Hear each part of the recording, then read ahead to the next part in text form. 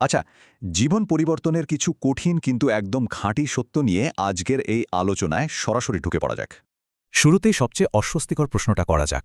আমরা কি সত্যিই সেই জীবনটা পাচ্ছি যেটা আমরা মন থেকে চাই? শুধু লক্ষ্য ঠিক করলেই হবে না, এর জন্য কতটা ত্যাগ করতে হবে আর কাজের আনন্দটা কোথায় সেটাও বুঝতে হবে। আর হ্যাঁ, মেহনত বা প্রচণ্ড খাটুনি ছাড়া কোনো দারুণ পরিকল্পনাই কিন্তু কখনো আলোর মুখ দেখে না। ধরা যাক কেউ খাটল মাত্র 2 ঘন্টা আর ফল চাইল 10 ঘন্টার।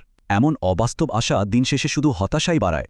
জন্মগত প্রতিভা থাকাটা দারুণ ব্যাপার, কিন্তু সফল হওয়ার সেই পাগল করা জেদ আর ক্ষুধার কাছে প্রতিভা অনেক সময়ই হেরে যায়। ঠিক এই কারণেই নিছক প্রতিভার চেয়ে নিজের ঘাম ঝরানো বাস্তব অভিজ্ঞতা হাজার গুণ বেশি দামি। আর হ্যাঁ, ব্যর্থতা কিন্তু খারাপ নয়। এটা একদম চোখে আঙুল দিয়ে দেখিয়ে দেয় যে ঠিক কোনটা করা উচিত নয়। মানে প্রতিটা ধাক্কা বা ব্যর্থতাই আসলে একটা দারুণ সিগন্যাল, বোঝায় যে সফলতা একদম দোরগোড়ায় চলে আসছে। চমকে যাওয়ার মতো সত্যিটা হলো, মানুষের 10টা সফলতার আড়ালে প্রায় 1000টা না বলা চরম ব্যর্থতার গল্প লুকিয়ে থাকে। তো এই সাধারণের ভিড় থেকে আলাদা হতে হলে সবাইকে ওই এক্সট্রা বা অতিরিক্ত কাজটুকু কিন্তু করতেই হবে। অবিশ্বাস্য হলেও সত্যি, মানুষ অনেক সময় নিজেদের ক্ষমতার অর্ধেকটা কাজে লাগানোর আগেই পুরোপুরি হাল ছেড়ে দেয়। আসল ব্যাপার হলো ওই অলসতা, ভাগ্যকে দোষ দেওয়া আর কাল করব বলে ফেলে রাখাটাই সাফল্যের সবচেয়ে বড় বাধা।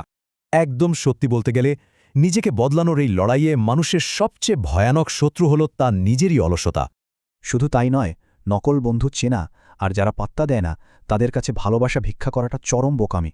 মনে রাখা জরুরি, পৃথিবীটা মায়ের মতো নিঃস্বার্থ ভালোবাসে না, তাই অন্যদের সাথে সারাক্ষণ নিজের তুলনা করাটা ভীষণ ক্ষতিকর। সেই পুরনো প্রবাদটা তো জানাই আছে, ফাঁকা কলসি বাজে বেশি। আসলে জ্ঞান কম থাকলেই সমাজে গলার জোর বেশি হয়। কথায় কথায় ভাগ্যকে দোষ দেওয়াটা খুব সহজ, তাই না? অথচ একটু ভেবে দেখলেই বোঝা যায় আসল সমস্যা ভুল সিদ্ধান্তে। কাজী যে ফলাফলটা হাতে নেই সেটা নিয়ে না ভেবে শুধু নিজের চেষ্টার দিকে মন দিলেই কিন্তু আসল শান্তি মেলে। যারা শুধু সমালোচনা করে তাদের সাথে তর্কে না জড়িয়ে একদম চুপ থেকে নিজের কঠোর পরিশ্রম চালিয়ে যাওয়াটাই সেরা জবাব। তাহলে শেষমেশ প্রশ্নটা হলো, বৃথা তর্কে সময় নষ্ট না করে নিজের কাজের মাধ্যমে সময়কেই কি যোগ্য জবাবটা দিতে দেওয়া উচিত?